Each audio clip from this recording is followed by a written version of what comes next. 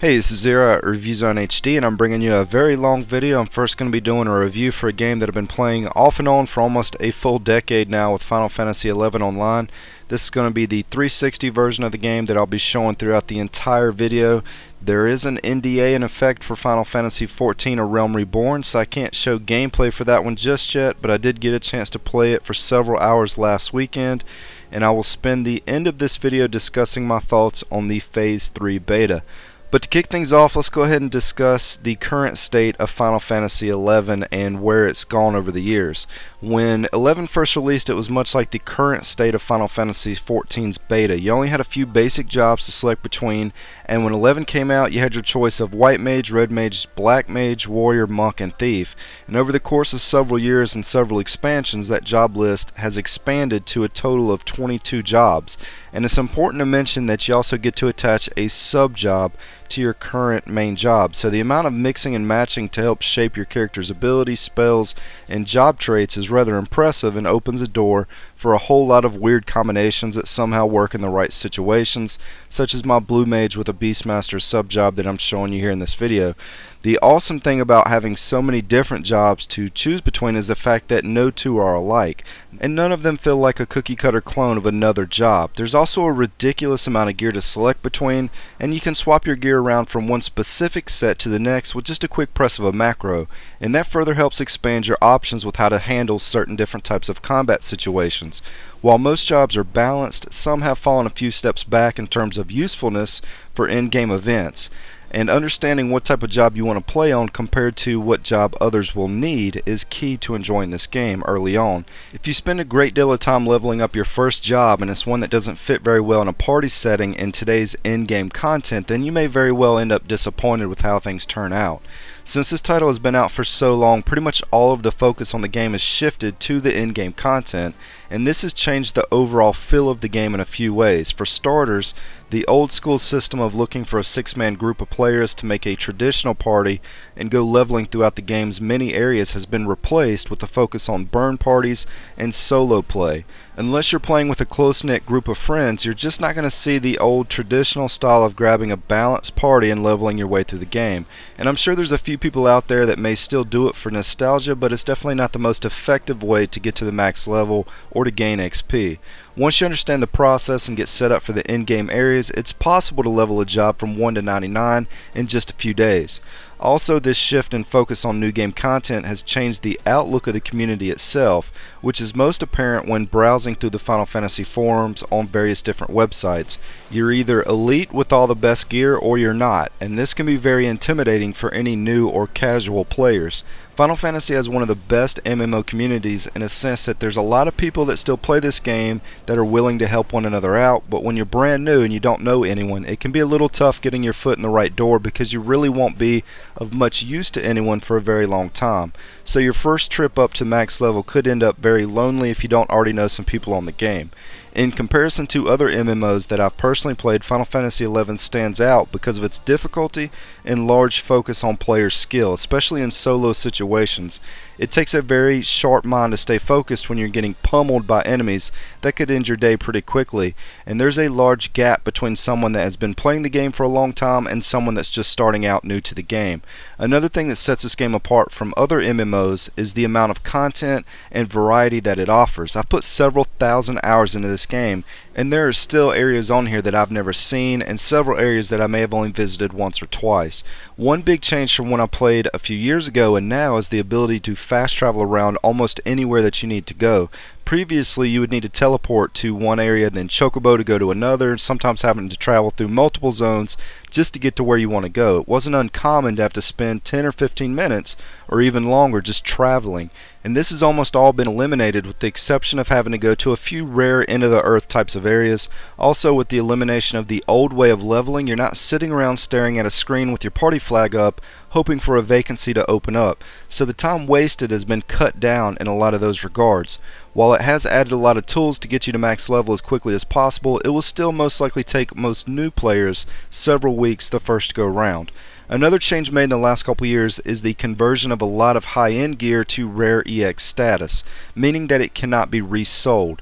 It's not surprising to see someone wearing nothing but rare EX gear, and this has cut down on the camping of monsters that drop these items by guild sellers. So in most situations you're competing against other players and not these sneaky guild sellers that have their own tricks and programs and how to claim mobs that was a dominant force on this game for many early years. The in-game currency itself has also shifted from being very difficult to earn, with many high-end items seemingly out of reach for most players, to a much more reasonable, balanced economy in which really great items can be purchased by most players. In other words, you're not going to need to buy currency with real cash to get your character geared up. Now, if you're going to play this game, you pretty much have to accept you're going to do a lot of online reading. There's no amount of in-game text or help that you can receive from friends to replace the amount of time that you're going to need to spend to read in order to do most quests and events. There's hundreds of complicated quests and missions, endless amounts of gear and stats that will take some extensive learning to understand how to use everything properly or how to obtain some piece of gear that you want to get. It's not uncommon for a player to keep 50 or 60 pieces of gear on them to swap in and out for job abilities and spells to take full advantage of their macros, and even the macros can get quite complex. There's a very steep learning curve on here, more so than any other game that I've ever played. But if you're going to run out and purchase this game for the first time, you have a couple options and one is far superior to the other. If you're going the Xbox 360 route like I did, a few months ago Square Enix released an Ultimate Secret Edition which includes every expansion and the main game, all for $40, and it's not too hard to find online. I'm not a big fan of gaming on PC, but I have played Final Fantasy Online on the PC, PS2, and the 360, and while I do prefer the 360 edition, the PC version is the way to go because it gives you access to a lot more programs that will make the game a lot easier to play, which that all equals up to having a much easier time getting started. It is possible to play with a mouse and keyboard, but I would strongly recommend using a PS3 or Xbox 360 controller for the PC as it makes everything a lot easier. I couldn't imagine trying to play this game with just a mouse and a keyboard, but to each his own. There is currently still a lot of active servers to play on, and generally when I check the amount of players online on my server, it ranges from 1,200 in slow times to as many as 2,300 in busier periods such as the weekend. It does still cost $13 or $14 monthly to play as of the date of this video, a fee which has been there since the beginning. Graphically, this game has fallen behind most other current MMOs. They have made slight upgrades here and there, but you still have large open spaces with lots of bland, jagged, or even unrefined edges to the game world. However, the enemies have always looked really cool, even if they're missing some detail. But when everything's said and done, and I take a look at this game as a whole in its current middle of 2013 state, with the new expansion just released a few months back, and the constant addition of minor tweaks and add-ons to the game, I wouldn't recommend this title to someone that's brand new to MMOs, even though I personally really enjoy playing it. However, if you quit this game at some point after playing it, maybe even to the level 75 cap, I think there's a lot of reasons to come back and give it a second chance with all the new content. Or if you're an experienced MMO player, maybe you played WoW for a few years, this would be a pretty good choice for you as well. Now let's move on to the first impressions of Final Fantasy XIV: A Realm Reborn. This is kind of a big deal even if you're not a long-time Final Fantasy fan, because it's going to be the first really big, super popular new MMO to hit a next generation console. It will be available at the end of August for the PS3 and the PC, and I think it's rumored to come to PS4 as well, but don't quote me on that. I say the first big MMO because there is Free Realms on PS3, which is mostly for the younger audience, and I didn't think very highly of that game. Your other two options are Defiance, which is a big game and it's a really good game, but it's a shooter MMO, so it's not really in that same boat as WoW or Final Fantasy. And then finally you have DC Universe Online. I know a lot of people that like that game, but after you play it for a few weeks you hit max level and it just kind of gets old at that point. That's my opinion. It just doesn't have that same lasting appeal as most other big MMOs. To me, that one feels like a generic arcade-ish console style MMO. That's where Final Fantasy XIV steps in. This doesn't feel like a generic console MMO. Rewind the clock back 11 years ago when Final Fantasy XI Online first released on the PlayStation 2, and that was a big deal. The console gamers got their first real taste of what a true MMO was, and if you ask anyone that played that title after the first few expansions released, most of them will tell you they really missed that original experience. The enjoyment of starting out fresh on a game like that, making tons of friends, and playing long into the night while building your own character that you can call your own. If you played an MMO like that, then you can stay entertained with it enough that it might be the only game that you play for long stretches at a time.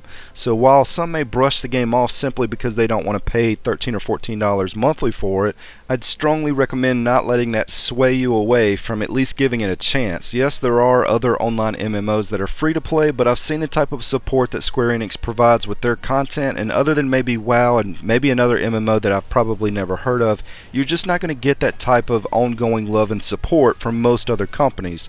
So that $13 is not going completely into somebody's greedy pocket. It's providing you with constant new updates and new content to keep the experience going. Now, when Final Fantasy XIV first released in September of 2010, it was a complete disaster.